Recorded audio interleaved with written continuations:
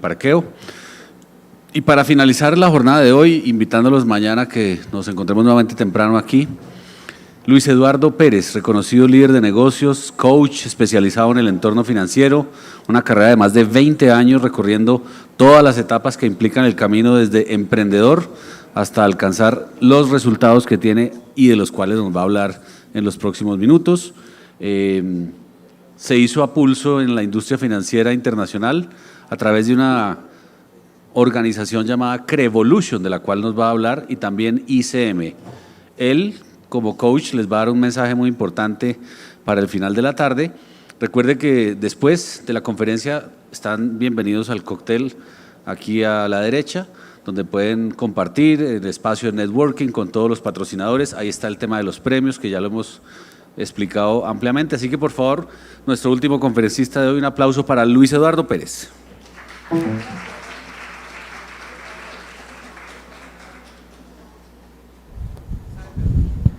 Listo, ahora, ay caramba, sí estamos acá. Muchísimas gracias por esa presentación, gracias Beatriz, gracias a todos los sobrevivientes de esta jornada del primer día. Yo sé el gran esfuerzo que representa quedarse hasta el final de una sesión tan interesante como la que tuvimos el día de hoy. Miren, si me notan un poquito acelerado es porque estoy nervioso. Esta es la primera charla que doy en vivo después de todo este proceso y eso me hace generar una mezcla de emociones. La emoción más importante que tengo hoy es alegría. Estoy muy contento de estar aquí y de poderlos ver, y a muchos de ustedes una vez más, amigos ya de hace mucho tiempo, a otros por primera vez, pero sobre todo estar aquí en este auditorio y en este bello país. De verdad, muchísimas gracias a la vida por tener esta oportunidad. Bueno, pues yo fui invitado el día de hoy para hablarles de un tema del que pues se habla en distintos círculos, se habla de distintas maneras, pero yo particularmente creo que lo he llegado a dominar. Creo que es una de mis especialidades, el tema de fracasar. Porque una sucesión continua de fracasos es la que me ha llevado hasta el punto donde me encuentro el día de hoy. Hace ratito que escuchaba esta magnífica presentación de las personas que me antecedieron, pues decían que una pregunta es: ¿cuáles son la serie de acontecimientos que te han llevado hasta aquí? Bueno, pues la serie de acontecimientos que me han llevado hasta aquí son un montón de fracasos, un montón de maravillosos fracasos que hoy tengo la posibilidad de venir y platicarlos.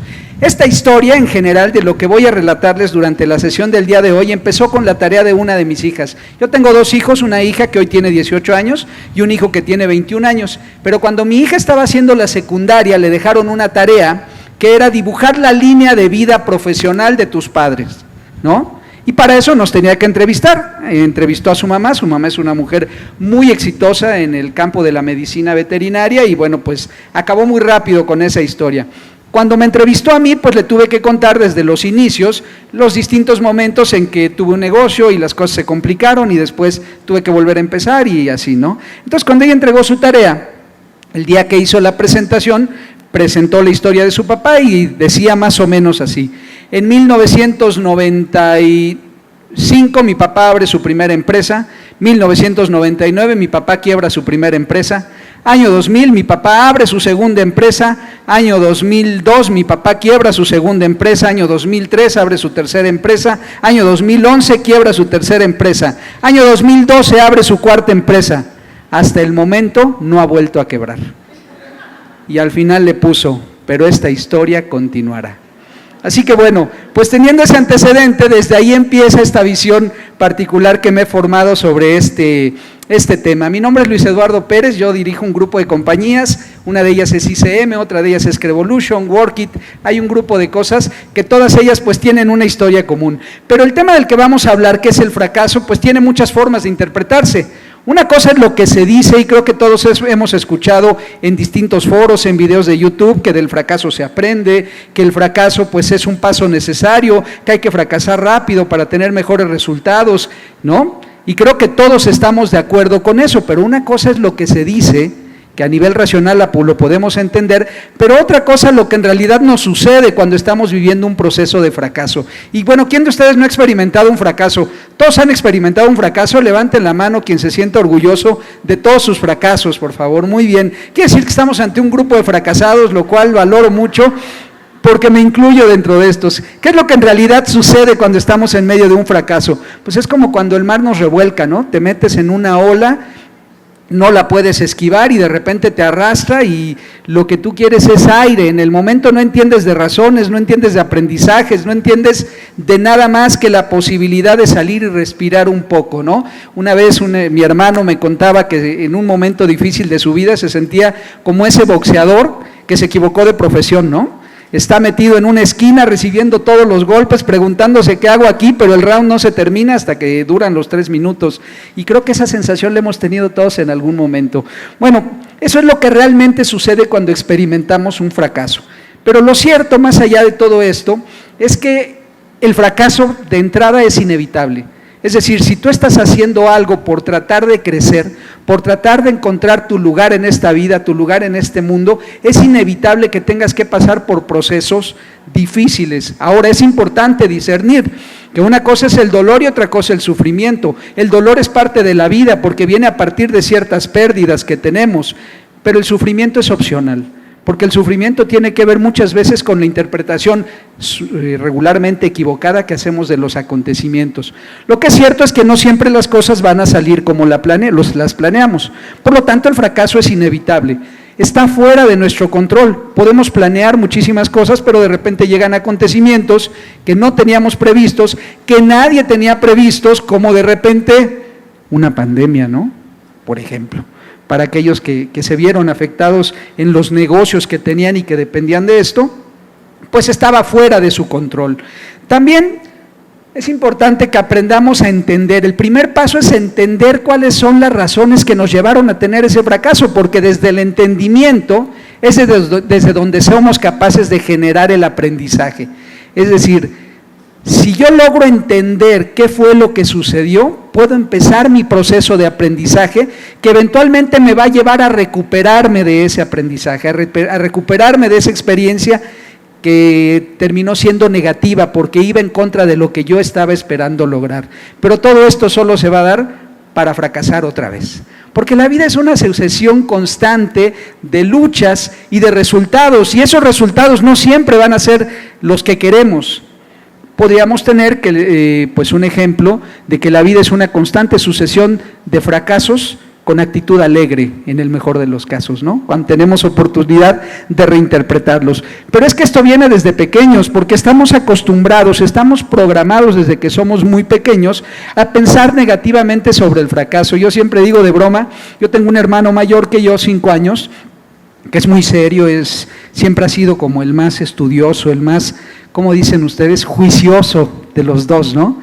Y entonces yo me acuerdo que mi mamá cuando nos presentaba con alguien nuevo decía, miren, este es mi hijo, el de los 10, y o sea yo, hace lo que puede, ¿no? Ahí va. Entonces, estamos como muy relacionados con esta forma de pensar. ¿Quién de ustedes tiene hijos o sobrinos y los vieron en el proceso de aprender a caminar? ¿Ok? Muy bien. No sé si notaron esto, pero un niño, un bebecito, cuando está aprendiendo a caminar, hace intentos. Y primero se levanta y le tiemblan las piernitas, ¿no? Y camina y se cae, y si se suelta se cae. Y no da una el pobre, o sea, es completamente incapaz al inicio de poder hilar un paso tras de otro. Está completamente incapacitado para lograrlo, pero lo sigue intentando. ¿Qué hacen los papás cada vez que lo intenta? ¿Qué hacen? Dicen, ay, mijito, creo que tú no naciste para esto. Mira, mejor así déjalo porque te vas a lastimar.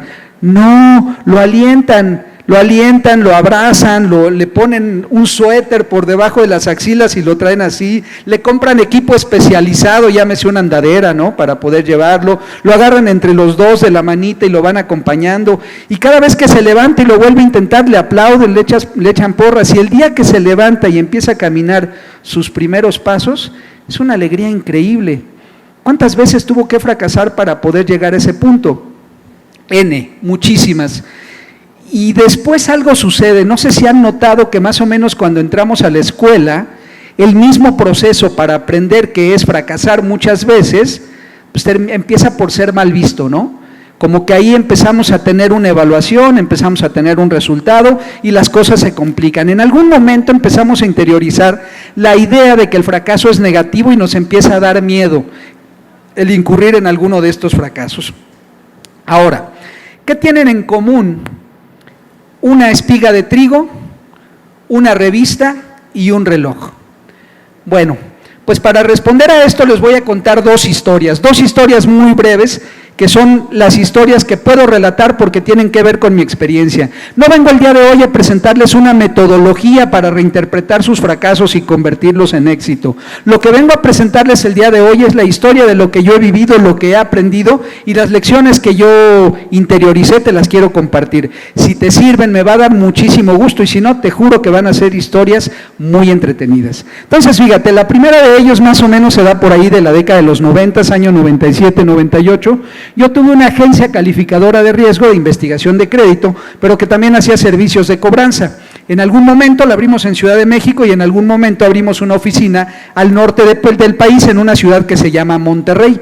No sé si alguno de ustedes ha oído de esa ciudad, allá en México. Es la segunda ciudad más relevante en términos de economía en México, ¿no? Me fui para allá, empezamos a trabajar, estuve 6 meses viviendo solo.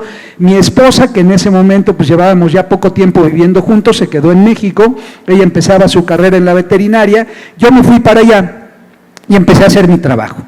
Pero poco a poco las cosas se fueron complicando, no era un buen periodo, veníamos arrastrando la crisis del efecto tequila del 95-96, y la situación, ustedes saben que el mercado de cobranza particularmente es contracíclico. Cuando hay una crisis hay mucha cobranza, pero se suspende la colocación de crédito. Cuando empieza la recuperación es al revés. Y por lo tanto, pues los que estábamos en el negocio de cobranza y de investigación de crédito no lo estábamos pasando muy bien. Las cosas se fueron complicando. Yo empezaba a trabajar jornadas cada vez más largas, había menos trabajo, me costaba trabajo organizar las finanzas del negocio, y yo trabajaba ya jornadas de 14, 15 horas al día, pero no era suficiente. Mi esposa se quedó en México, de cada tanto hablábamos y me preguntaba cómo van las cosas, y por supuesto, como buen señor de trabajo, ¿qué es lo que le contestaba? Muy bien, ¿no? Y ella me decía, ok, qué bueno. Las cosas se empezaron a complicar un poco más cuando de plano llegué al punto en que no tenía para cobrar mi propio sueldo, ¿no? Y por lo tanto, pues tenía que entrar a un régimen alimenticio un poquito diferente. Bajé mi número de 3 comidas a solo 1 por día, y entonces pues la cosa fue cada vez más complicada. Yo me acuerdo que en ese periodo también el tema de la salud se empezó a complicar y me pasaron varias cosas. Tenía yo un carro, el carro se descompuso, no tenía dinero para poder arreglarlo y terminé vendiéndolo por refacciones, ¿no? Y ese dinero lo ocupé para el negocio. Y después, más adelante, me empecé a sentir mal y fui a ver al médico. Cuando fui a ver al médico, el médico me dice, no, lo que tiene usted es dengue, ¿no?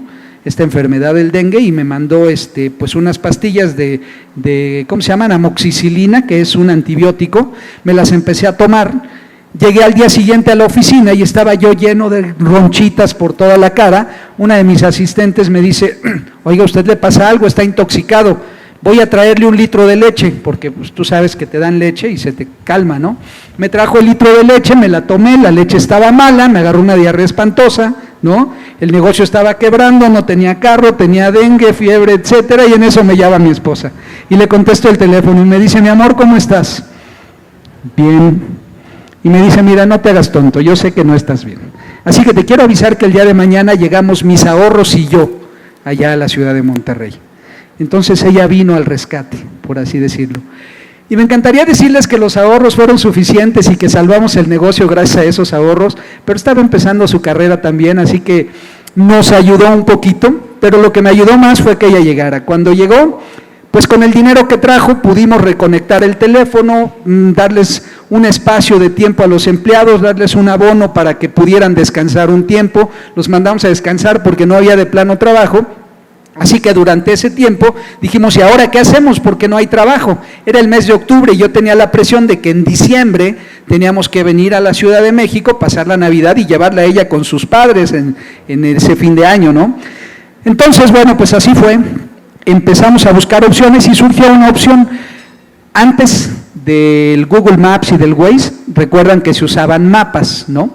Mapas impresos. El mapa más famoso de México se llamaba Guía Roji. Y entonces un amigo mío conocía a los dueños de Guía Roji y me dice, mira, pues hay esto, ellos venden mapas, a lo mejor te dan mapas para vender. Los fui a ver y efectivamente me dieron mapas para vender. Yo ya era un empresario, tenía una empresa de investigación de crédito, tenía una empresa que hacía cobranza, y me puse a vender mapas porque eso es lo que se podía hacer en ese momento. Gracias a que reconectamos el teléfono, nos dividimos el trabajo, mi esposa agarraba el teléfono y la sección amarilla, la guía telefónica, para empezar a llamarle a empresas a ofrecer mapas y hacerme citas. Yo me iba al día siguiente a recorrer todas esas empresas a tratar de vender y empecé a vender con una furia y con una pasión tal que cuando alguien no me quería comprar, yo salía de ahí y me iba a tocar la puerta de junto y la del otro lado tratando de meterme a vender como fuera, y si en el camino se me cruzaba una luz roja, iba y tocaba las ventanillas de los autos para ofrecer los mapas a los conductores. Así nos aventamos el mes de noviembre. Y yo sabía que estábamos acumulando comisiones, porque solo nos pagaban comisiones, y dije, las voy a guardar para ver que nos alcance para ir a la Ciudad de México, con eso es suficiente. Pasó el tiempo y finalmente, ya cuando era por el 20 de diciembre, casi mes y medio, 2 meses después, fuimos a cobrar las comisiones. Cuando llegamos, el señor que nos había contratado me dice, Luis, qué bueno que llegaron, venía yo con mi esposa, y me dice, pues, el jefe quiere hablar con ustedes. Yo no conocía al dueño de la fábrica de mapas, la fábrica se llamaba Guía Roji, el señor se llamaba Federico Roji Pérez-Lete, ¿no? Entonces, bueno, pues está el señor Roji en la línea y quiere hablar con ustedes. Entramos a una salita de juntas donde había una pantalla donde él estaba en videoconferencia. Yo dije, bueno, mientras me preparan mi cheque voy, ¿no? Llegamos y dice, así que ustedes son los vendedores nuevos. Yo le dije, sí, señor, muchas gracias. Dice, bueno, es que les quiero decir que lo que ustedes lograron es impresionante, felicidades, vendieron mucho. Muchas gracias, pues, mi cheque, ¿no? No, es que ustedes no entienden, ustedes son los campeones de ventas de la compañía. Muy bien, eso quiere decir que el cheque viene un poquito más grande, ¿no? Muy bien. No, es que ustedes no entienden, son los campeones de ventas de la compañía en toda la historia de la empresa. Nunca se han vendido tantos mapas por una persona.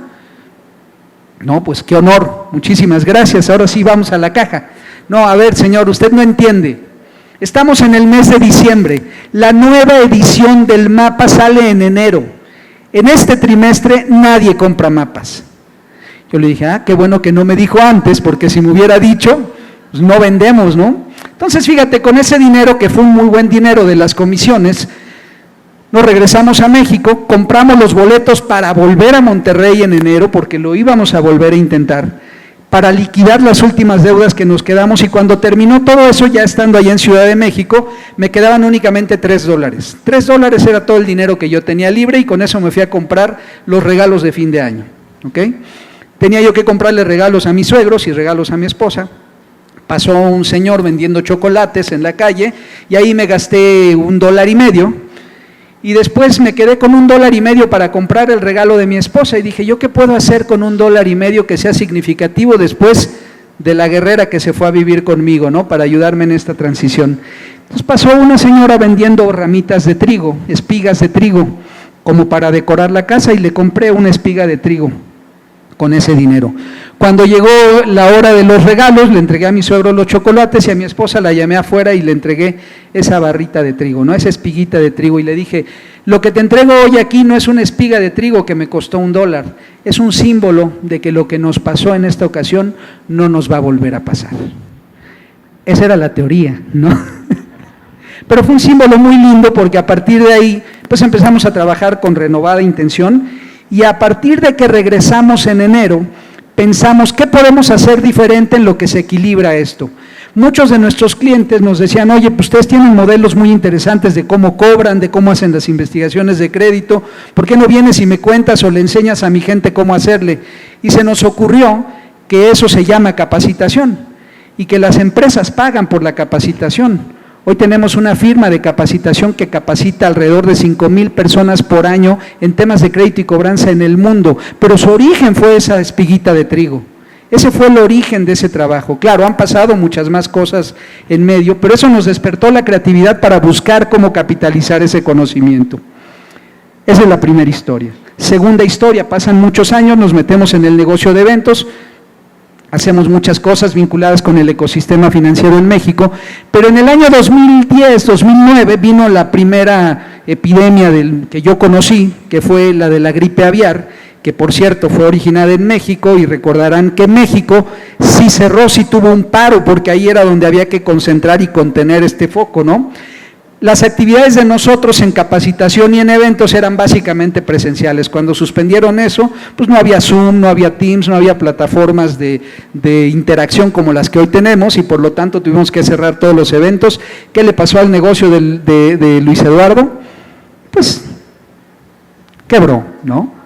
O casi quebró, pero teníamos un compromiso grande porque en el año 2011 organizábamos el Congreso Mundial de Crédito y Cobranza y la sede era Sydney, Australia, y yo ya estaba comprometido, estaba firmado el contrato y tenía cualquier cantidad de deudas que tenían que cubrirse para hacer ese evento.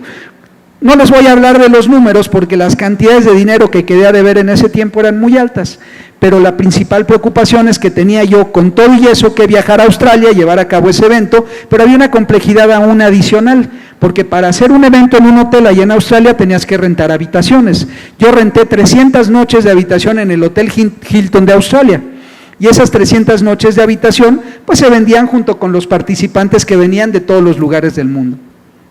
El tema es que el gobierno australiano, como una contramedida para poder incentivar el turismo, se les ocurrió subsidiar el pago de las habitaciones. Entonces, si alguien rentaba una habitación, la mitad del costo de la habitación la pagaba el gobierno y el turista solo pagaba la mitad. Por lo tanto, de un día para otro, 50% de descuento en todas las habitaciones de los hoteles en Sydney, excepto las que tenían contrato firmado antes de que se tomara esa resolución. De 300 noches habitación, ¿saben cuántas pudimos vender? 10, porque ya estaban vendidas antes. Entonces no les cuento la cantidad astronómica a la que se fue en dólares australianos esa deuda, y con un negocio quebrado en México, empecé a dudar la promesa de la espiguita de trigo, ¿no? Porque volví a estar en una condición sumamente complicada.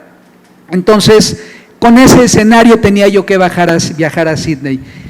Entré en una depresión, me sentí muy mal, no sabía qué hacer, no sabía por dónde, fui a terapia, mi terapeuta me dice, empecé a ir 2 o 3 veces, y cuando ya me tenía que ir, me dice, ¿cómo te sientes? Le digo, muy mal, tengo miedo, no sé qué hacer, cómo enfrentar esto, llegar allá, hablar con esta gente, decir que no puedo pagar, ¿no?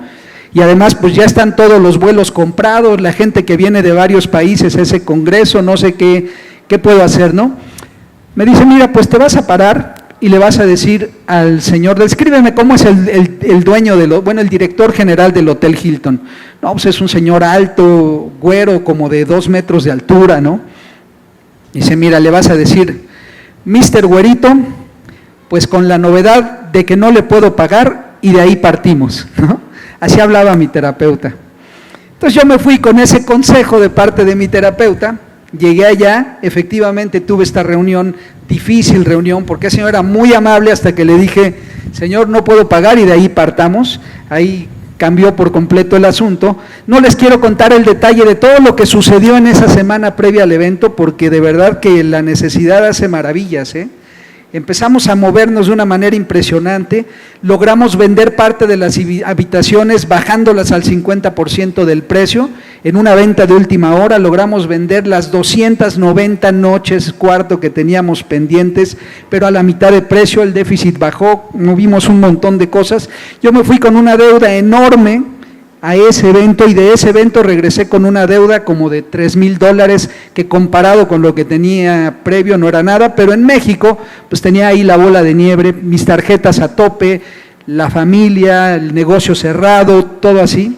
Y cuando llegué al aeropuerto, yo sabía que tenía uno de mis pendientes, que era uno de mis amigos que me había prestado dinero, ¿no?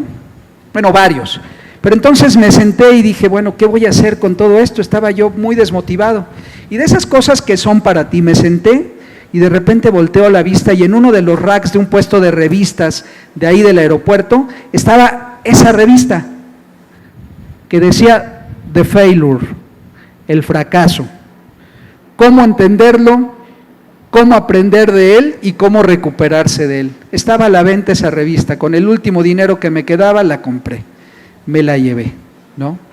Y a partir de esa lectura pues empecé a tratar de reconectar las cosas. Uno de mis amigos me prestó dinero, empecé a pedir ayuda, me senté con cada uno de mis acreedores. Este amigo fue uno de los pocos que me estuvo dispuesto a ayudarme, me prestó dinero y yo le dije, este congreso no va a estar terminado, el Congreso de Australia, hasta que yo te termine de pagar. Nosotros mandamos a hacer unos relojes para el comité organizador de ese congreso, unos relojes que tenían el uso horario en cada país diferente donde había sido el Congreso Mundial, y se los entregué a cada uno, excepto a él.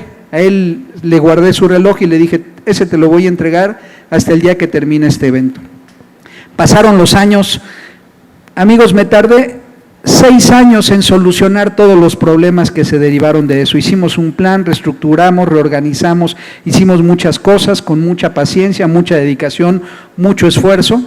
Y en el año 2017 hubo una cena, él es un miembro de la Asociación de Profesionales de Cobranza de allá de México, tenía un call center muy grande de cobranza, y esa vez se celebraba su cena de aniversario, organizamos un evento de ese tipo, él fue con su esposa, yo fui con mi esposa y mis 2 hijos, y cuando llegué ese día yo llevaba aquí en el bolsillo el último cheque con los últimos $1,000 que le debía, y le llamé a que viniera conmigo, mi esposa, mis 2 hijos, le entregué el cheque, le agradecí y le dije a mis hijos, esto nunca lo olviden, por favor, porque esta fue una de las personas que estuvo dispuesta a ayudarme en ese tiempo, y uno nunca tiene que corresponder de manera inadecuada a alguien que te tiende la mano. Aquí está, y enseguida saqué de la caja el reloj que clausuraba el Congreso Mundial de Australia del año 2011, ¿no?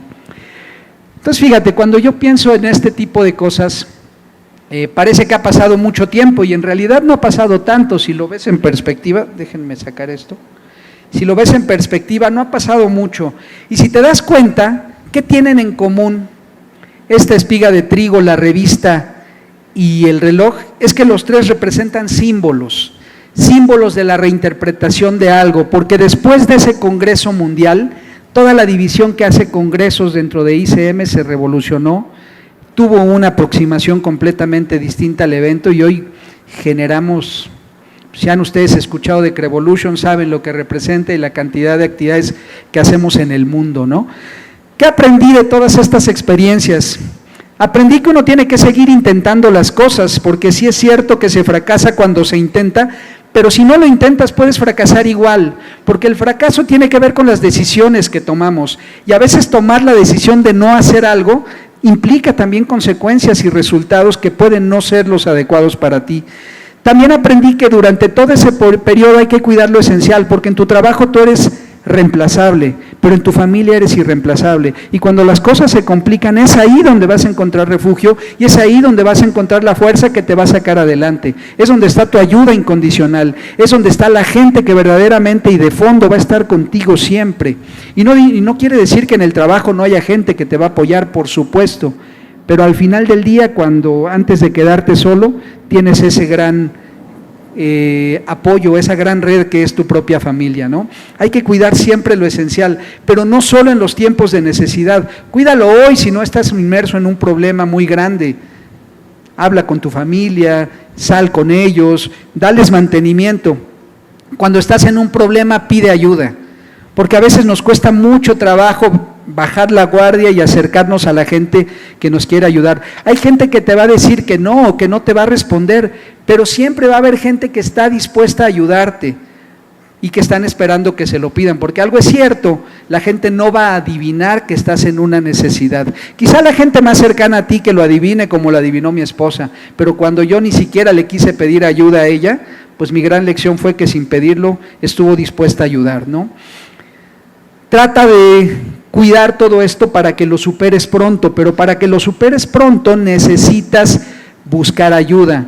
Que no te cueste trabajo pedir ayuda con un terapeuta, pedir ayuda con un tanatólogo, con lo que sea que tú necesites para encontrar nuevamente tu camino, porque también eso es esencial. No solo la familia tienes que cuidar, cuida tus emociones, cuida con qué vas a salir fortalecido después de esa experiencia, porque si te quedas en un cuadro de depresión, no solo no vas a salir, sino que vas a pensar que el mundo es así, y el mundo no es así, el mundo tiene facetas, te pasó algo, pero lo puedes reinterpretar y seguir adelante. Solo si haces todo eso estarás en posibilidad de crear un plan y ahora sí empezar a trabajar para prepararte para lo que sigue. Y yo quiero concluir esta sesión con una frase. Cuando yo me certifiqué como coach de vida, tuve un maestro maravilloso que es Mauricio Oltra, y él nos decía esta frase: cuando uno fracasa lo tiene que volver a intentar y sin miedo. Ve por todo, aún a riesgo de perderlo todo. Ve por todo, pero ve contigo. Ve por todo, y si no vas por todo, mejor pregúntate, entonces, ¿a qué vas? Muchísimas gracias a todos, a todas por su participación el día de hoy. Muchas gracias. Un aplauso. Los invito a pasar ahora sí al cóctel de relacionamiento y mañana muy puntual.